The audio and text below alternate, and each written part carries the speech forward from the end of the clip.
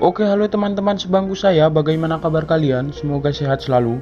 Dan di video kali ini saya akan merangkum alur cerita film yang berjudul The Late Saints Only 3. Film ini dirilis pada tanggal 19 April 2014 yang disutradarai oleh Mi-po-oh.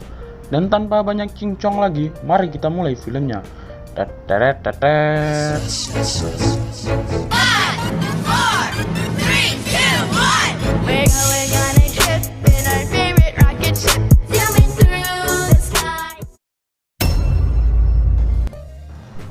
Film dibuka dengan memperlihatkan seorang pemuda, kita panggil saja Rambo, yaitu Rambo Jumbojo.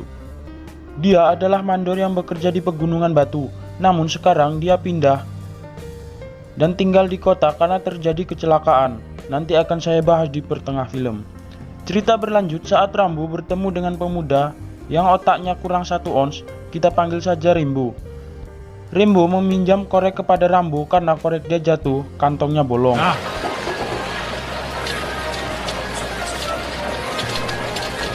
Lalu saat pulang, Mas Rembo mengajak Mas Rambo untuk main ke rumahnya dan makan di sana. Awalnya Mas Rambo menolak karena lapar juga. Akhirnya Mas Rambo main ke rumah Mas Rembo.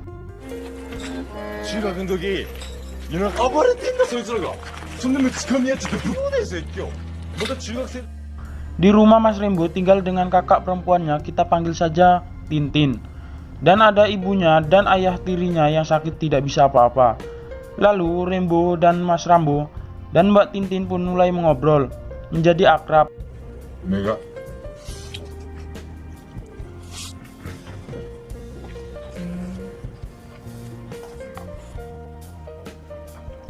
Lalu Mbak Tintin mengajak Mas Rambo untuk mandi di pantai, namun Mas Rambo tidak mau karena masih malu-malu dan pulang. Saat di rumah, Mas Rambo didatangi oleh teman kerjanya dulu yang mengajak Mas Rambo untuk kembali ke pegunungan. Namun Mas Rambo menolak karena dia menganggap kecelakaan yang terjadi karena keteledoran dia. Lanjut malamnya, Mas Rambo pergi ke bar untuk mabuk. Tetapi saat di bar dia bertemu dengan Mbak Tintin, yang ternyata dia adalah penjual tahu bolong untuk para buaya-buaya darat. Karena mabok, Mas Rambo menanyakan berapa harganya, dan Mbak Tintin menjawab 300.000.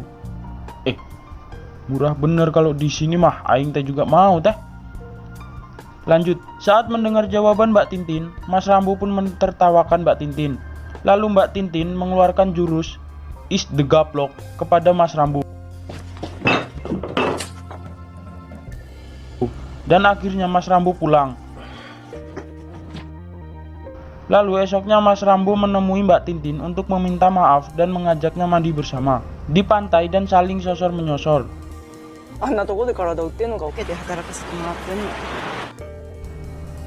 Tolong yang anak kecil tutup dulu matanya ya.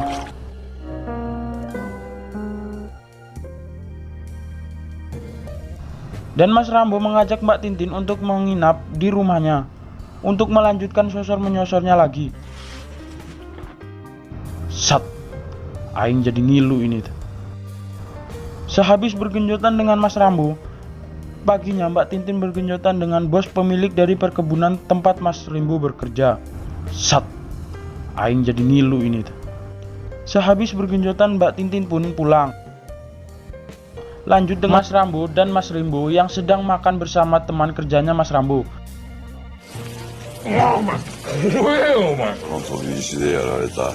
Teman kerjanya Mas Rambo terus membujuk Mas Rambo agar dia mau pulang ke pegunungan dan melanjutkan kerjanya dia lagi.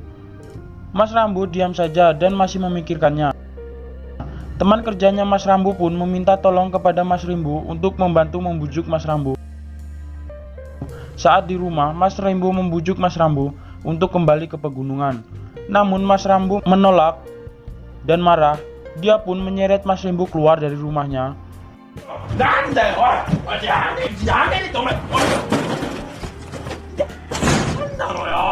Lalu Mas Rambo membayangkan kejadian kecelakaan di pegunungan. Dulunya Mas Rambo adalah mandor di pegunungan batu, dan untuk meruntuhkan batu itu harus diledakkan. Namun saat persiapan ledakan semua telah menyingkir, Palah Okano, sahabat Mas Rambo, telat lari. Akhirnya ia pun jatuh dan tertimpa bebatuan.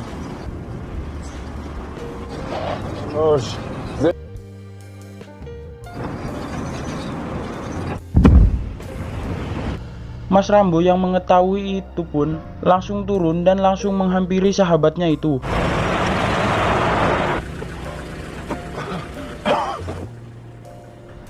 Namun naas, sahabatnya Mas Rambo telah tewas, dan dari sinilah Mas Rambo berhenti dari pekerjaan dia dan pindah di kota.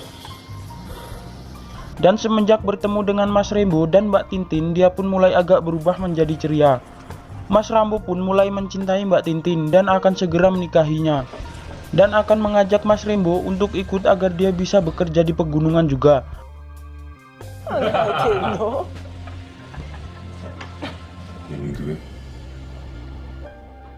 Dan tiba malamnya, ini yang sangat saya tunggu-tunggu dari kecil, yaitu unboxing. Oke, lanjut. Malamnya Mas Rambo dan Mbak Tintin melakukan adegan yang sangat disukai semua orang, yaitu kuda-kudaan. Maaf, tangan saya sedang sibuk. Saya yakin tangan kalian juga pasti sibuk. Dan paginya Mbak Tintin dibawa dan dipaksa melakukan kuda-kudaan oleh bos si Mas Rambo. Sat, ini orang nggak ada adab anjir.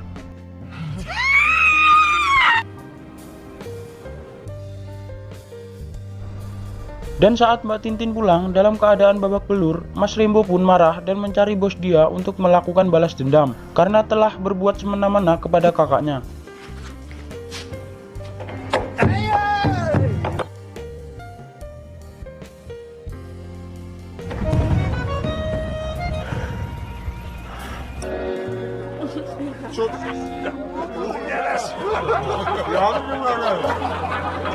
Saat bertemu tanpa basa-basi, Mas Rambo pun menghajar dan menusuk kaki si bos tersebut.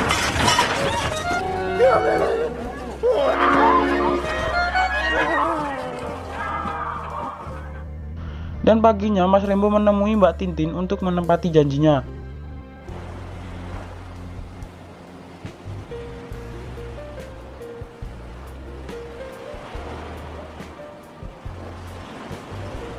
Dan film pun tamat.